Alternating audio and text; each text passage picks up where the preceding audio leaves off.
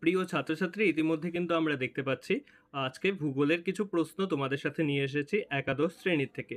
একাদশ শ্রেণীর ফার্স্ট সেমিস্টারে যে প্রশ্নগুলো নিয়ে এসেছি, এক্ষেত্রে বিশেষত্ব কি এই প্রশ্নগুলোর ক্ষেত্রে বিশেষত্ব হচ্ছে এখানে কিন্তু আমরা প্রতিটা প্রশ্নের ডিটেলস আলোচনা করব, যাতে এই প্রশ্নের বাইরে গিয়ে যদি অন্য কোনো এমসিকিউ এখানে চলে আসে সেগুলোও যাতে তোমরা প্রিপারেশন নিয়ে অ্যান্সার করতে পারো। এবং বলে রাখি, এক্ষেত্রে একটা মজার বিষয় হচ্ছে এই মুহূর্তে যেহেতু আমাদের হাতে খুব কম সময় রয়েছে, তো আমি কিন্তু বিভিন্ন চ্যাপ্টার ওয়াইজ না গিয়ে পুরো একটা সেট তৈরি করে নিয়ে এসেছি, যে প্রশ্নগুলো তোমাদের খুব গুরুত্বপূর্ণ সেগুলোই আলোচনা করব।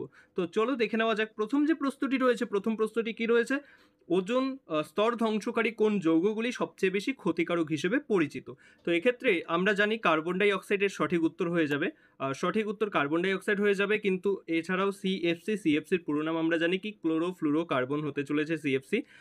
বাকি মিথেন অবশ্যই কিছুটা হলেও ওজোন স্তর ক্ষতিকারক, কিন্তু নাইট্রোজেন কিন্তু কোনোভাবেই ওজোন স্তর ক্ষতিকারক নয়। তবে এক্ষেত্রে মজার ব্যাপার হচ্ছে নাইট্রোজেন অক্সাইড রয়েছে, এটা কিন্তু ওজোন ধ্বংসকারী একটি গ্রিনহাউস গ্যাস। এবার যদি প্রশ্ন আসে গ্রিনহাউস গ্যাস কিনা, তাহলে কিন্তু নাইট্রোজেন অক্সাইডও একটি গ্রিনহাউস গ্যাস হয়ে যাবে। এর পরের প্রশ্নটি রয়েছে, মন্ট্রিল প্রোটোকল কি বিষয়ে সমঝোতার জন্য গৃহীত হয়েছিল? এর সঠিক কি উত্তর হতে চলেছে? এর সঠিক উত্তর হয়েছে ওজোন স্তরের জন্য ক্ষতিকারক পদার্থের উৎপাদন নিয়ন্ত্রণ করা। এক্ষেত্রে এটাই হচ্ছে সঠিক উত্তর, যে ওজোন স্তরের জন্য ক্ষতিকারক যে পদার্থগুলো সেগুলোর উৎপাদন নিয়ন্ত্রণ করতে হবে। বায়ুমণ্ডলের কোন স্তরটি বেতার তরঙ্গের প্রতিফলনের জন্য উপযোগী? তো বায়ুমণ্ডলের কোন স্তরটি? এক্ষেত্রে অবশ্যই সঠিক উত্তর কি, আয়নোস্ফিয়ার হচ্ছে বায়ুমণ্ডলের সেই স্তর যেটা বেতার তরঙ্গের প্রতিফলনের জন্য উপযোগী। এই স্তরের অপর একটি নাম রয়েছে, অপর একটি নাম কি? অপর একটি নাম দেখি তোমরা চট করে বলে ফেলো। অপর একটি নাম কি হয়ে যাবে আয়নোস্ফিয়ার স্তরের? এর আর একটা নাম আমরা জানি, যেটাকে কি বলা হয়, এর অপর নাম হচ্ছে থার্মোস্ফিয়ার। এর অপর নামই কিন্তু থার্মোস্ফিয়ার। এবং আরেকটা এখানে দেখতে পাচ্ছি মেসোস্ফিয়ার। মেসোস্ফিয়ার কি? মেসোস্ফিয়ারের ক্ষেত্রে আমরা মনে রাখবো মেসোস্ফিয়ার স্তরটি হচ্ছে শীতল স্তর। সব থেকে শীতল স্তর কোনটি? সব থেকে শীতল স্তর কিন্তু হচ্ছে মেসোস্ফিয়ার। ট্রপোস্ফিয়ারকে কি বলা হয়? ট্রপোস্ফিয়ারকে বলা হয় ক্ষুদ্র মণ্ডল। ক্ষুদ্র মণ্ডল বলা হয় ট্রপোস্ফিয়ারকে। স্ট্র্যাটোস্ফিয়ারকে কি বলা হয়? স্ট্র্যাটোস্ফিয়ারকে বলা হয়, কিন্তু তোমাদের মনে রাখতে হবে, স্ট্র্যাটোস্ফিয়ারকে বলা হয় কি, শান্তমণ্ডল। এটাকেই কিন্তু বলা হয় শান্তমণ্ডল। তো আমরা দেখতে পাচ্ছি একটা এমসিকিউ এর মধ্যেই আমরা চারটে এমসিকিউ এর উত্তর কিন্তু আমরা জেনে যাচ্ছি। এটাই হচ্ছে কিন্তু মজার ব্যাপার। এরপরে যে প্রশ্নটি তোমরা দেখতে পাচ্ছ, কোরিওলিস এফেক্ট বায়ুপ্রবাহের কোন ধরনের পরিবর্তন আনে? কোরিওলিস এফেক্ট কোন ধরনের বায়ুপ্রবাহে পরিবর্তন আনে? অবশ্যই আমরা কি জানি, বায়ুপ্রবাহের দিক পরিবর্তন করে দেয়। বায়ুপ্রবাহের দিক পরিবর্তন করে দেয় কোরিওলিস এফেক্ট। এবং আরেকটা জিনিস আমি জানিয়ে রাখি তোমাদের ক্ষেত্রে, কোরিওলিস এফেক্টের সাথে রিলেটেড, কোরিওলিস এফেক্টের সাথে যে রিলেটেড যে জিনিসটি রয়েছে সেটা হচ্ছে কি, মেরু অঞ্চলে সব থেকে বেশি, এই যে যদি আমাদের পৃথিবী হয় এবং এর যে মেরু অঞ্চল দুটো রয়েছে, সুমেরু এবং কুমেরু, এই সুমেরু এবং কুমেরু অঞ্চলের ক্ষেত্রে এর একটি বিশাল প্রভাব রয়েছে কি, এই দুই মেরুতে কিন্তু কোরিওলিস এফেক্ট সব থেকে বেশি দেখা যায়। তো আমরা এখানেও দেখতে পাচ্ছি একটা প্রশ্নের ভিতরেই কিভাবে আমরা দুটো প্রশ্নের উত্তর জেনে রাখছি। ভিডিওটি ভালো লাগলে তাই অবশ্যই কিন্তু লাইক করতে ভুলবে না। এরপরের প্রশ্নতে আমরা চলে আসি। এরপরের যে প্রশ্নটি রয়েছে, কোন তত্ত্বটি পৃথিবীর এবং অন্যান্য গ্রহের উৎপত্তির জন্য সূর্যের কাছ থেকে উপাদান বিচ্ছিন্ন হওয়াকে দায়ী করে? সূর্যের কাছ থেকে বিচ্ছিন্ন হওয়া উপাদান কোনটি হবে? এক্ষেত্রে কিন্তু হবে নিবিউলা হাইপোথিসিস। নিবিউলা হাইপোথিসিস কে মতবাদটি দিয়েছে কমেন্ট করে অবশ্যই জানাও। এছাড়া রয়েছে কি মহাজাগতিক বিস্ফোরণ তত্ত্ব, গ্যাসীয় মণ্ডল তত্ত্ব, প্ল্যানেটিসিমাল তত্ত্ব। এক্ষেত্রে বলে রাখি, মহাজাগতিক বিস্ফোরণ তত্ত্ব কি ছিল? একটি বিশাল কোনো একটি কি বলা যায় এটাকে, নিহারিকার ধরনের কিছু একটি ছিল, যেটি কিন্তু বিস্ফোরিত হয়ে গিয়ে কি হয়েছিল, বিভিন্ন এ ধরনের নক্ষত্রের চারপাশে ঘুরতে থাকা ছোট বস্তুগুলো ঘুরতে ঘুরতে সূর্য, পৃথিবী বিভিন্নগুলো তৈরি হয়েছিল। তো এক্ষেত্রেও কিন্তু এটা মনে রাখতে হবে। বিগ ব্যাং থিওরি কে প্রস্তাব করেন? বিগ ব্যাং থিওরি প্রথম প্রস্তাব করেন কে? এডুইন হাবল হয়ে যাবে। বিগ ব্যাং থিওরি প্রস্তাব করেন এডুইন হাবল। একটি প্রশ্ন তোমাদের মনে রাখতে হবে, স্টিফেন হকিং এর লেখা বইয়ের নাম কি? স্টিফেন হকিং এর লেখা বইয়ের নাম কি? তোমরা যদি না জেনে থাকো তাহলে কমেন্টে, যদি জেনে থাকো কমেন্টে অবশ্যই জানাও, না জেনে থাকলেও সেটাও বলো, আমি কিন্তু উত্তরটা ওখানে দিয়ে দেওয়ার চেষ্টা করব। স্টিফেন হকিং এর লেখা বইটির নাম কি? স্টিফেন হকিংও কিন্তু বিগ ব্যাং থিওরিকে সমর্থন করেছিলেন, এটাও তোমাদের মনে রাখতে হবে। স্টিফেন হকিং ছিলেন সেই ব্যক্তি যিনি বিগ ব্যাং থিওরিকে সমর্থন করেছিলেন। তারপরের প্রশ্নে চলে আসি, পৃথিবীর অভ্যন্তরীণ স্তর সম্পর্কিত। পৃথিবীর অভ্যন্তরীণ কোন স্তরটি আয়রন এবং নিকেল দ্বারা গঠিত? আয়রন এবং নিকেল দ্বারা বলতে আমরা এটাকে কি জানি, আয়রনের নিকেলের নি এবং আয়রন FE নিফে। তোমরা হয়তো বইয়ে পড়েছো নিফে বুঝতে পারলে তো? নিফেটা কোথা থেকে এসেছে? আয়রন এবং নিকেল থেকে। তো নিফে কোন স্তরে দেখা যায়?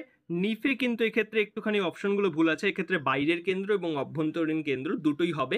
অনেকে এটাকে নিয়ে বলবে যে এই বইয়ে এই লেখা আছে, ওই বইয়ে ওই লেখা আছে, কিন্তু আমি আবারও বলে দিচ্ছি অভ্যন্তরীণ কেন্দ্র এবং বহির কেন্দ্র বা বাইরের কেন্দ্র দুটোই কিন্তু সঠিক উত্তর এক্ষেত্রে হবে। ম্যান্টল এবং ক্রাস্টের মধ্যে অবস্থিত স্তরটি কি নামে পরিচিত? ম্যান্টল এবং ক্রাস্টের মধ্যে থাকা স্তরটি কি হবে? মোহ, লিথোস্ফিয়ার, অ্যাস্থেনোস্ফিয়ার, ট্রপোস্ফিয়ার। এখানে প্রথমেই দেখো বলা রয়েছে স্তর, এবং স্তরের মধ্যে আমরা জানি এক্ষেত্রে কি হবে, ম্যান্টল হচ্ছে কোনটা এবং ক্রাস্ট কোনটা? ক্রাস্টকে আমরা চিনি কি? ক্রাস্টকে চিনি আমরা ভূত্বক নামে, এবং ম্যান্টল হচ্ছে কি? ম্যান্টল হচ্ছে গুরুমণ্ডল নামে। গুরুমণ্ডল এবং ভূত্বকের মধ্যে কি রয়েছে? অ্যাস্থেনোস্ফিয়ার রয়েছে। আমরা কিন্তু এটাকে জানি কি? অ্যাস্থেনোস্ফিয়ার। তাহলে সঠিক উত্তর হয়ে যাবে অ্যাস্টেনোস্ফিয়ার বা অ্যাস্থেনোস্ফিয়ার। এরপরের যে প্রশ্নটি রয়েছে, পৃথিবীর ম্যান্টলে যে প্রবাহের কারণে প্লেট টেকটনিক্স ঘটে, এর উত্তরটা তোমরা তোমাদের বই থেকে, এটা থাকবে তোমাদের এবার হোমওয়ার্ক, এই হোমওয়ার্কটা তোমরা দেওয়ার চেষ্টা করো। সঠিক উত্তরটি বই থেকে খুঁজে যেখান থেকে পাবে প্রথম উত্তরটা দেওয়ার চেষ্টা করো, যে প্লেট টেকটনিক্স কেন ঘটে। বইয়ে অবশ্যই এর উত্তর দেওয়া রয়েছে, সেখান থেকে তোমরা উত্তরটা খুঁজে বের করে আমাদের দেওয়ার চেষ্টা করো। তারপরের প্রশ্নে আমরা চলে আসি, যদি ভারতের দক্ষিণতম অক্ষরেখা, একটু ভুল আছে, এগুলো 37 হবে না, এগুলো ডিগ্রি হবে। 37 ডিগ্রি, 7 ডিগ্রি, 6.8 ডিগ্রি এবং 97 ডিগ্রি বা 97 ডিগ্রি। সঠিক উত্তর কি হবে? এই সঠিক উত্তরটাও তোমরা আমাদের কমেন্ট বক্সে জানানোর চেষ্টা করো যে ভারতের দক্ষিণতম অক্ষরেখা কি। এর বহু পুরনো একটা ভিডিও তোমরা আমাদের চ্যানেলে পেয়ে যাবে, যেখানে কিন্তু আমি ভারতের অক্ষাংশ, অক্ষরেখা, দ্রাঘিমাংশ, দ্রাঘিমা রেখাগুলো সব আলোচনা সুন্দরভাবে করেছিলাম। তো সেখান থেকেও তোমরা দেখতে পারো, আমি ডেসক্রিপশনে ভিডিওটা দেওয়ার চেষ্টা করে দেবো। এর পরের প্রশ্ন আসি, ভারতের জলসীমার দৈর্ঘ্য কত? ভারতের জলসীমার দৈর্ঘ্য কত হয়ে যাবে? 7,517। 15,200 কিলোমিটার কি? 15,200 কিলোমিটার বলে রাখি, এই যে আমাদের যে ভারত, আমরা যদি ছোট করে ভারতটাকে একটু দেখে নেই, আমরা যদি ছোট করে একটু ভারতটাকে দেখে নেওয়ার চেষ্টা করি, এই হচ্ছে আমাদের ভারত, তাই তো? এখন কোনো রকমে আমি একটু চেষ্টা করছি ভারতটাকে তোমাদের সামনে তুলে ধরার। এই যে ভারতটা রয়েছে, এই ভারতের এই যে আমি যে অংশটা পুরোটা দেখাচ্ছি, এই যে পুরো অংশটা যেখানে আমাদের পুরো বাউন্ডারিটা রয়েছে, এই বাউন্ডারির মোট দৈর্ঘ্য কত? মোট দৈর্ঘ্যই হচ্ছে 15,200 কিমি। 15,200 কিমি হচ্ছে মোট দৈর্ঘ্য। এবং এর মধ্যে এই যে গুজরাট উপকূল থেকে শুরু করে যে উপকূল অঞ্চলটা রয়েছে এবং আন্দামান নিকোবর রয়েছে, এটা হচ্ছে মোট 7,517 কিলোমিটার।